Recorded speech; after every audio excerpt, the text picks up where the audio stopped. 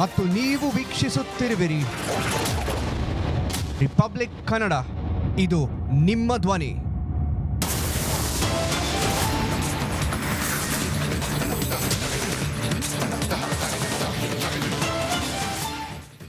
Hello ನಮಸ್ಕಾರ, ನೀವು ನೋಡ್ತಾ ಇದ್ದೀರಾ ನೇರ ಮಾತು ಕಣ್ಣಲ್ಲಿ ಕಣ್ಣಿಟ್ಟು ರಿಪಬ್ಲಿಕ್ ಕನ್ನಡ.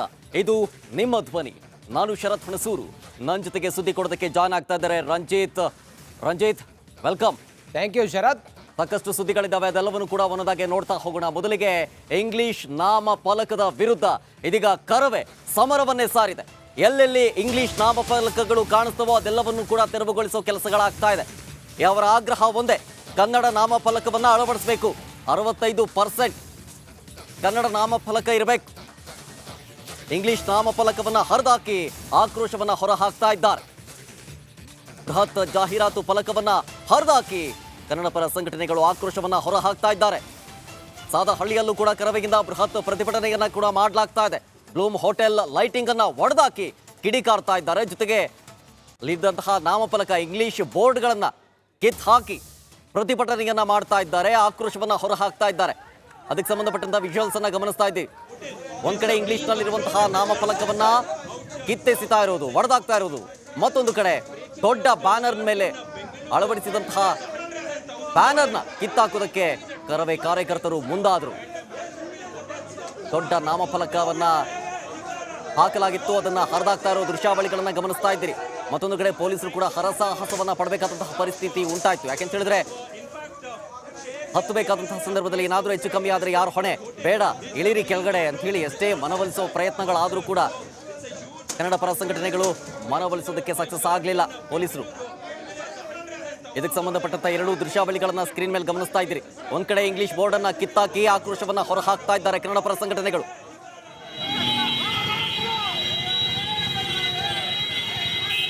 MG ರೋಡ್ನ ದೃಶ್ಯಾವಳಿಗಳನ್ನ ಗಮನಿಸ್ತಾ ಇದ್ದೀರಿ. ಇಲ್ಲೂ ಕೂಡ ಅಷ್ಟೇ ಕರವೇ ಕಾರ್ಯಕರ್ತರು ಪ್ರತಿಭಟನೆಯನ್ನ ಮಾಡ್ತಾ ಇದ್ದಾರೆ. ಇಂಗ್ಲಿಷ್ ನಾಮಫಲಕದ ವಿರುದ್ಧ ಇವರ ಪ್ರತಿಭಟನೆ. ಜೊತೆಗೆ ಇವರ ಆಗ್ರಹ ಒಂದೇ, ಕನ್ನಡ ನಾಮಫಲಕವನ್ನ ಹಾಕಬೇಕು.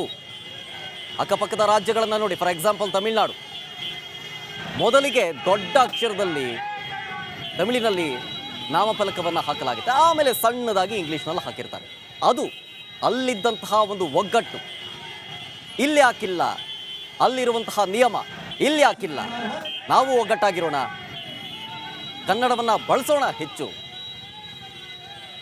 ಅವರ ಆಗ್ರಹ ಇದು. ಒಂದು ರೀತಿಯಾಗಿ ಕನ್ನಡ ವರ್ಸಸ್ ಇತರ ಭಾಷೆಗಳು ಅನ್ನುವಂತಹ ಸಮರ. ಇಂಗ್ಲಿಷು ಹಿಂದಿ ನಾಮಫಲಕಗಳೇ ಹೆಚ್ಚಾಗಿ ಕಾಣಿಸ್ತವೆ, ಅದಾಗಬಾರ್ದು. ಕರ್ನಾಟಕದಲ್ಲಿ ಕನ್ನಡದ ಬಳಕೆ ಹೆಚ್ಚಾಗಿರಬೇಕು, ಕನ್ನಡದ ನಾಮಫಲಕಗಳಿರಬೇಕು. ಎಲ್ಲಿ ನೋಡಿದ್ರೂ ಕೂಡ ದೊಡ್ಡ ದೊಡ್ಡ ಇಂಗ್ಲೀಷು ಅಥವಾ ಹಿಂದಿ ಬ್ಯಾನರ್ಗಳು ಕಾಣಿಸ್ತವೆ, ಬೋರ್ಡಿಂಗ್ಗಳು ಕಾಣಿಸ್ತವೆ.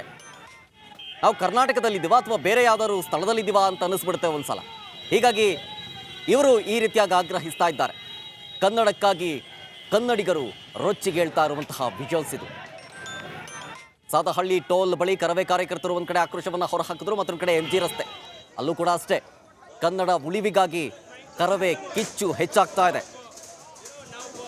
ಮತ್ತೊಂದು ಕಡೆ ಮಾಲ್ ಆಫ್ ಏಷ್ಯಾ, ಅಲ್ಲೂ ಕೂಡ ಅಷ್ಟೇ ಪೊಲೀಸ್ ಬಿಗಿ ಬಂದೋಬಸ್ತನ್ನು ಕೈಗೊಳ್ಳಲಾಗಿದೆ.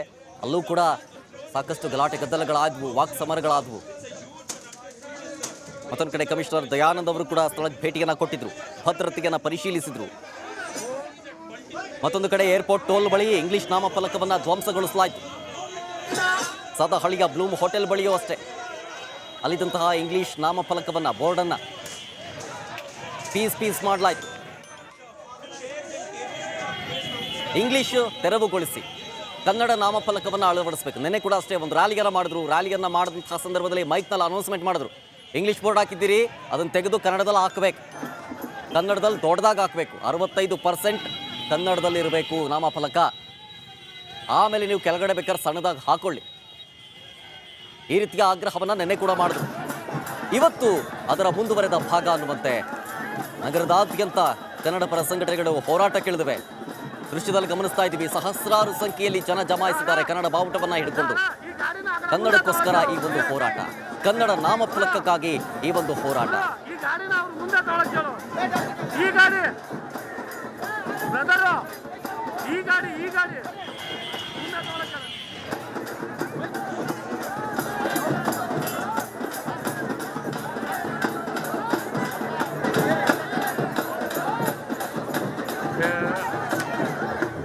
ಹೇಳಿ ಅಮ್ಮ ಹೇಳಿ ಅಣ್ಣ ಅಣ್ಣ